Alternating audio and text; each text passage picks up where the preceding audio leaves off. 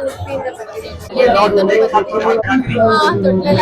ಚೆನ್ನಾಗಿ ನಾವು ಬಿಸ್ಲುಗುಪ್ಪ ಸೈಡ್ ಸಿಕ್ಕಾಪಟ್ಟೆ ರಶ್ ಖುಷಿ ಅನ್ಸುತ್ತೆ ಈ ಸಲ ಸ್ಪೆಷಲ್ ಅಂತಂದ್ರೆ ಫಿಶ್ ಏನೋ ಅಂತ ಸರ್ಕಸ್ ಬಂದಿದೆ. ಎಲ್ರಿಗೂ ನಮಸ್ಕಾರ, ನಾನು Pratibha. Welcome to my channel. ನನ್ನ ಚಾನಲ್ನ ಮತ್ತೊಂದು ಹೊಸ ವಿಡಿಯೋಕ್ಕೆ ನಿಮ್ಮೆಲ್ಲರಿಗೂ ಸ್ವಾಗತ. ಉತ್ತರ ಕನ್ನಡ ಜಿಲ್ಲೆಯ ಶಿರ್ಸಿ ನನ್ನೂರು. ಶಿರ್ಸಿಯಲ್ಲಿ ಈಗ ದಕ್ಷಿಣ ಭಾರತದಲ್ಲೇ ಸುಪ್ರಸಿದ್ಧವಾದ ಮಾರಿಕಾಂಬಾ ಜಾತ್ರೆ ನಡೀತಾ ಇದೆ. ಫೆಬ್ರವರಿ 24ರಿಂದ ಮಾರ್ಚ್ 4ನೇ ತಾರೀಕಿನ ತನಕ, ಅಂದ್ರೆ 8 ದಿನಗಳ ಕಾಲ ಮಾರಿಕಾಂಬಾ ಜಾತ್ರೆ ನಡೆಯುತ್ತೆ. ಇದು ಬಹಳನೇ ಪ್ರಸಿದ್ಧವಾದ ಜಾತ್ರೆ. ಉತ್ತರ ಕನ್ನಡ ಜಿಲ್ಲೆಗೆ ಶಕ್ತಿ ದೇವತೆಯಾದ ಮಾರಿಕಾಂಬೆ 8 ದಿನ ತನ್ನ ಭಕ್ತರಿಗೆ ಹತ್ತಿರದಲ್ಲೇ ನಾವು ಮಾರಿಕಾಂಬೆಯ ದರ್ಶನವನ್ನ ಮಾಡಬಹುದು, ಹಾಗೆ ಪೂಜೆಯನ್ನ ಕೂಡ ಸಲ್ಲಿಸಬಹುದು. ಬರೀ ಕರ್ನಾಟಕ ಒಂದೇ ಅಲ್ಲ, ಬೇರೆ ಬೇರೆ ರಾಜ್ಯಗಳಿಂದ ಕೂಡ ಜನ ಇಲ್ಲಿ ಆಗಮಿಸ್ತಾರೆ. ಎಷ್ಟೋ ಜನ ಹರಕೆಯನ್ನು ಕೂಡ ಹೇಳ್ಕೊತಾರೆ ದೇವಿಗೆ. ಶುಕ್ರವಾರ ಮಂಗಳವಾರ ದೇವಿಗೆ ಪೂಜೆ ಸಲ್ಲಿಸೋಕೆ ಒಳ್ಳೆ ದಿನ ಅಂತ ಹೇಳ್ತಾರೆ. ಇವತ್ತು ಶುಕ್ರವಾರ ನಾನು ದೇವಿಗೆ ಪೂಜೆ ಸಲ್ಲಿಸೋಕೆ ಉಡಿ ತುಂಬೋಕೆ ಬಂದಿದ್ದೀನಿ. ಹಾಗೆ ಮಾರಿಕಾಂಬಾ ದರ್ಶನವನ್ನು ಕೂಡ ಮಾಡಿಸ್ತೀನಿ. ತುಂಬಾ ರಶ್ ಇದೆ ಇಲ್ಲಿ, ಬಹಳಷ್ಟು ಜನ ಭಕ್ತರು ಸೇರ್ತಾರೆ. ಲಕ್ಷಾಂತರ ಮಂದಿ ಇಲ್ಲಿ ಪೂಜೆಗೆ ಅಂತ, ಮಾರಿಕಾಂಬೆಯ ದರ್ಶನಕ್ಕೆ ಅಂತ ಸೇರ್ತಾರೆ ಜಾತ್ರಾ ಟೈಮ್ ಅಲ್ಲಿ. ಹಾಗಾಗಿ ಈ ಜಾತ್ರೆ ವಿಶೇಷವನ್ನೆಲ್ಲ ಇವತ್ತಿನ ವಿಡಿಯೋದಲ್ಲಿ ನಾವು ನೋಡೋಣ.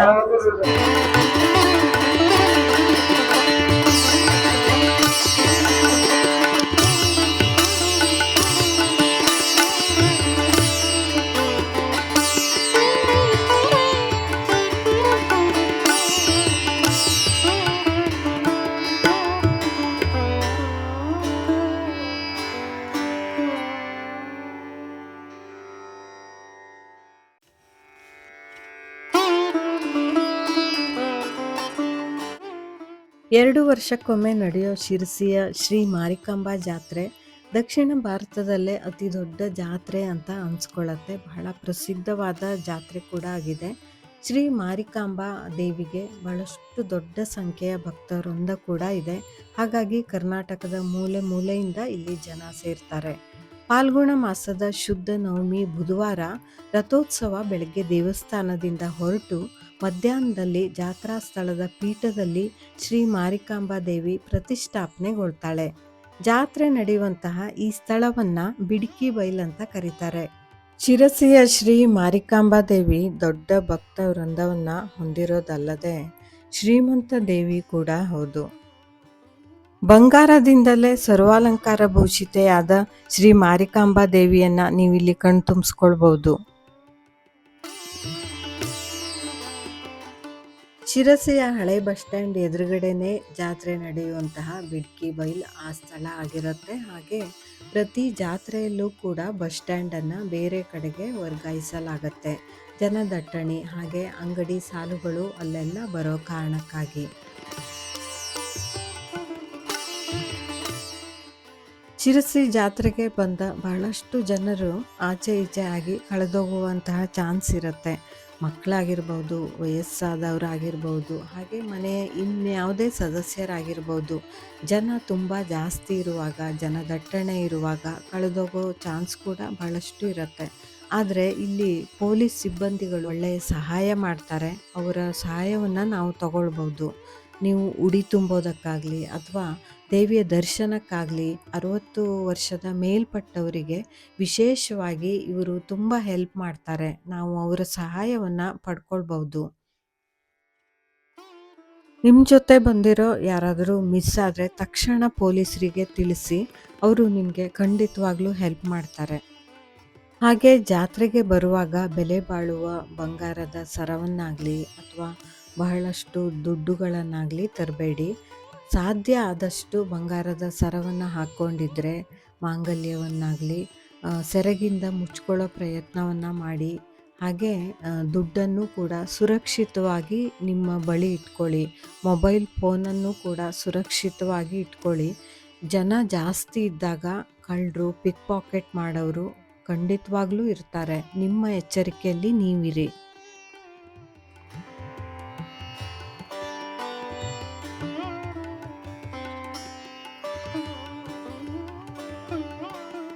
ವಿಶೇಷವಾಗಿ ಹೆಣ್ಮಕ್ಕಳಿಗೆ ಗಂಡು ಮಕ್ಕಳು ಚೂಡಾಯಿಸೋದಾಗಲಿ ಹಿಂದಿಂದೆ ಬರೋದಾಗಲಿ ಅಥವಾ ಇನ್ಯಾವುದೇ ತರಹದ ತೊಂದರೆಯನ್ನು ಕೊಟ್ಟಾಗ ನೀವು ಪೊಲೀಸ್ ಸಹಾಯವನ್ನು ಪಡ್ಕೊಳ್ಳಿ. ಯಾವುದೇ ಥರದ ಹಿಂಜರಿಕೆ ಅಥವಾ ಭಯ ಬೇಡ. ಪೊಲೀಸರು ಇರೋದೇ ಈ ಥರದ ಒಂದು ಸಮಸ್ಯೆಯನ್ನು ಬಗೆಹರಿಸೋದಕ್ಕೆ, ನಮ್ಮನ್ನು ಕಾಪಾಡೋದಕ್ಕೆ. ಬಹಳಷ್ಟು ಸಂಖ್ಯೆಯಲ್ಲಿ ಪೊಲೀಸ್ ಸಿಬ್ಬಂದಿಗಳು ಇಲ್ಲಿ ಕಾರ್ಯನಿರತರಾಗಿದ್ದಾರೆ. ಅದರ ಪ್ರಯೋಜನವನ್ನು ಖಂಡಿತವಾಗ್ಲೂ ನೀವೆಲ್ಲರೂ ಪಡ್ಕೊಳ್ಳಿ. ಜಾತ್ರೆ ಅಂದ ತಕ್ಷಣ ಮೊದಲು ನೆನಪಿಗೆ ಬರೋದು, ನಾವು ಚಿಕ್ಕವರಿದ್ದಾಗ ಸ್ಕೂಲಿಗೆ ಹೋಗೋ ಟೈಮಲ್ಲಿ 2 ಕಿಲೋಮೀಟ್ರ್ ದೂರಕ್ಕೆ ಬಸ್ಸಿಗೆ ಬರಬೇಕಾಗಿತ್ತು. ಬಸ್ಸನ್ನು ತಪ್ಪಿಸ್ಕೊಂಡು ಮತ್ತೆ ಮರುದಿನ ಬಸ್ಸಿಗೆ ಹೋಗಿ ಜಾತ್ರೆ ದೇವಿ ದರ್ಶನ ಮಾಡಿಕೊಂಡು ಹಾಗೆ ಜಾತ್ರೆ ಪೇಟೆ ಎಲ್ಲ ಓಡಾಡಿಕೊಂಡು ಅಲ್ಲಿ ಸೇರುವಷ್ಟು ಜನರು ಹಾಗೆ ಜಾತ್ರೆಯಲ್ಲಿ ಸೇರುವಷ್ಟು ಅಂಗಡಿಗಳು ಇನ್ಯಾವ ಟೈಮಲ್ಲೂ ನಾವು ಈ ಹಳ್ಳಿಗಳ ಕಡೆ ಎಲ್ಲ ನೋಡೋಕ್ಕೆ ಸಾಧ್ಯ ಇಲ್ಲ. ಹಾಗಾಗಿ 2 ವರ್ಷಕ್ಕೊಮ್ಮೆ ಬರೋ ಜಾತ್ರೆ ಬಹಳನೇ ನಮಗೆ ವಿಶೇಷವಾಗಿದ್ದಾಗಿತ್ತು ಆ ಟೈಮಲ್ಲಿ. ಜಾತ್ರೆ ಅನ್ನೋದು ವಿಶೇಷವಾಗಿ ಮಕ್ಕಳಿಗೆ ಮನೋರಂಜನೆ ಕೊಡುವಂಥದ್ದು. ಈ ಟೈಮಲ್ಲಿ ಎಕ್ಸಾಮ್ ಕೂಡ ಅವರಿಗೆ ಮುಗ್ದಿರತ್ತೆ. ಜಾತ್ರೆಯಲ್ಲಿ ಬರುವಂತಹ ಸರ್ಕಸ್, ಬಾವೆಲ್ ಬೈಕ್ ಓಡಿಸೋದು, ಜಾದು, ಹಾಗೆ ಟೊರ, ದೊಡ್ಡ ತೊಟ್ಲು, ಇವೆಲ್ಲ ಮಕ್ಕಳು ಖುಷಿ ಪಡುವಂತಹದ್ದು. ಹಾಯ್ ಮೇಡಮ್, ಎಲ್ಲಿಂದ ಬಂದಿದ್ದೀರಾ? ಜಾತ್ರೆಗೆ ಅಂತನಾ? ಹೇಗ ಅನಿಸ್ತಾ ಇದೆ ಜಾತ್ರೆ, ಶಿರ್ಸಿ ಜಾತ್ರೆ? ಪ್ರತಿ ಜಾತ್ರೆಗೂ ಬರ್ತೀರಾ? ಓಕೆ. ತೊಟ್ಲೆಲ್ಲ ಹತ್ತದ್ರ? ಜಾತ್ರೆ ಎಂಜಾಯ್ ಮಾಡಿ ಮೇಡಮ್.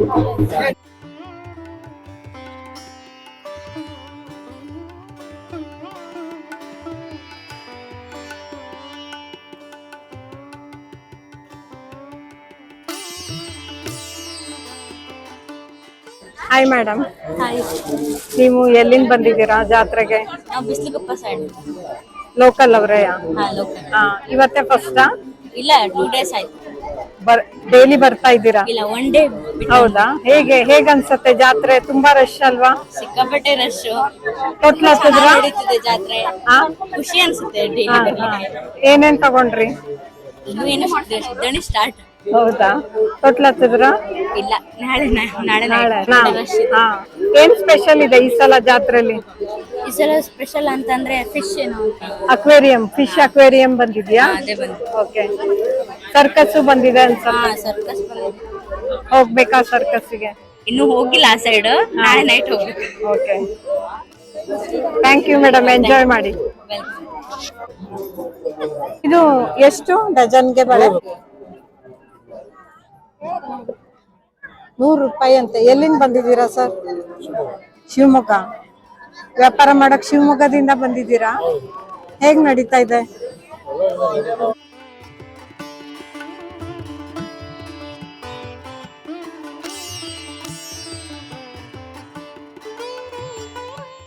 ನೋಡಿ ಎಷ್ಟು ಚೆನ್ನಾಗಿದೆ ಬಳೆ ಎಲ್ಲ, ಎಷ್ಟು ವೆರೈಟಿ ಬಳೆಯನ್ನ ತಂದಿದ್ದಾರೆ ಅಂತ. ವ್ಯಾಪಾರಕ್ಕೆ ಅಂತ ಬೇರೆ ಬೇರೆ ಊರುಗಳಿಂದ ಬರ್ತಾರೆ. ಈಗ ನಾನು ಒಬ್ರನ್ನ ಮಾತಾಡಿಸ್ನಲ್ಲ, ಅವರು ಶಿವಮೊಗ್ಗದಿಂದ ಬಂದಿದ್ದಾರೆ. ಸಾಮಾನ್ಯವಾಗಿ ದೇವಿ ಜಾತ್ರೆಗೆ ಬಂದವರು ಬಳೆ ಇಟ್ಕೊಂಡು ಹೋಗ್ಬೇಕು ಅಂತ ಹೇಳ್ತಾರೆ.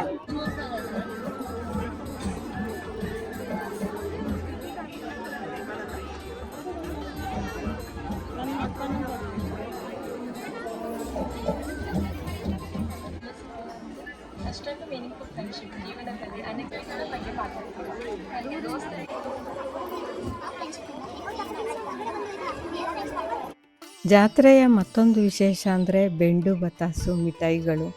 ಇವು ಜಾತ್ರೆಗೆ ಬಂದೇ ಬರುತ್ತೆ. ಉಳಿದ ಟೈಮಲ್ಲೆಲ್ಲ ಇವೆಲ್ಲ ನೋಡೋಕೆ ಸಿಗೋದಿಲ್ಲ. ಜಾತ್ರೆಯಲ್ಲಿ ನೋಡಿ ಎಷ್ಟೊಂದು ವಿಶೇಷ ಇವೆ ಅಂತ.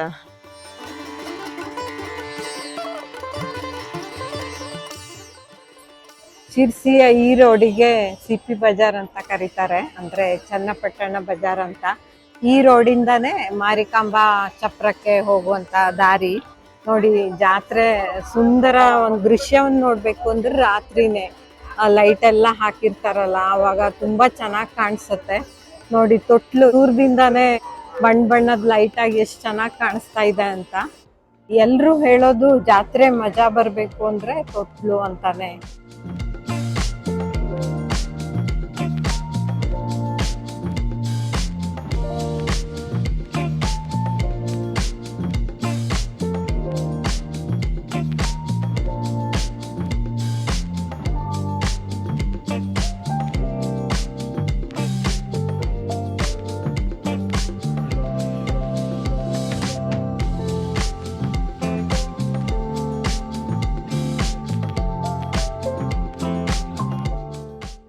ಫೆಬ್ರವರಿ 24ರಿಂದ ಶುರುವಾದಂಥ ಶಿರಸಿಯ ಶ್ರೀ ಮಾರಿಕಾಂಬಾ ಜಾತ್ರೆ ಮಾರ್ಚ್ 4ರ ತನಕ ನಡೆಯುತ್ತೆ.